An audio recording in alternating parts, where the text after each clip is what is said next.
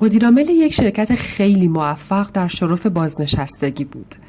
وقتی اون رسیده بود که صندلی خودش رو ترک کنه و یه جانشین برای خودش انتخاب کنه. اما نمیخواست این سمت رو به فرزندانش واگذار کنه.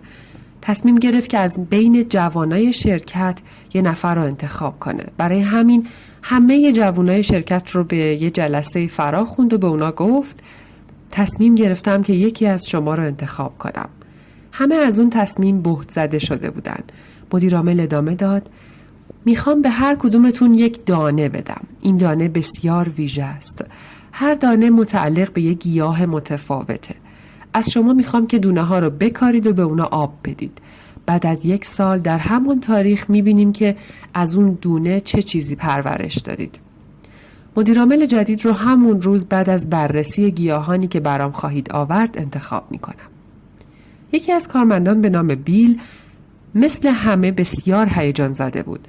رفت خونه و همه چیزو برای همسرش تعریف کرد. اون زوج دانه رو در گلدانی کاشتن و به اون آب دادن. بعد از چند روز همه کارمندان مشغول لاف زدن در مورد گیاهانشون شده بودن. اما بیل سکوت کرد. دانه های او رشد نمی کردن. اما بیل همچنان به دونه ها آب میداد. در حالی که گیاهان بقیه بسیار بزرگ و زیبا شده بودن، دونه بیل عمل نمی کرد. او از این نتیجه شرمسار شده بود. 1 سال بعد روز موعود فرا رسید. روزی که مدیرعامل جدید شرکت انتخاب می شد. بیل نمیخواست گلدون خالیشو به شرکت برگردونه و تحویل بده. اما همسرش اصرار کرد که راستگو باشه و همون گلدون خالی رو به شرکت ببره. وقتی بیل وارد شرکت شد، همه گیاهانی زیبا و رنگارنگ روی میز کارشون داشتن. بیل با گلدون خالی وارد اتاق شد. همه همکارانش بهش خندیدن و اونو مسخره کردن. وقتی مدیرعامل وارد اتاق شد، همه درخچه هاشون رو ارائه کردن. اما بیل با گلدانی خالی پشت اونها ایستاده بود. حس سرخوردگی داشت. مدیرعامل متوجه گلدون خالی در دست بیل شده و از او خواست که جلو بره.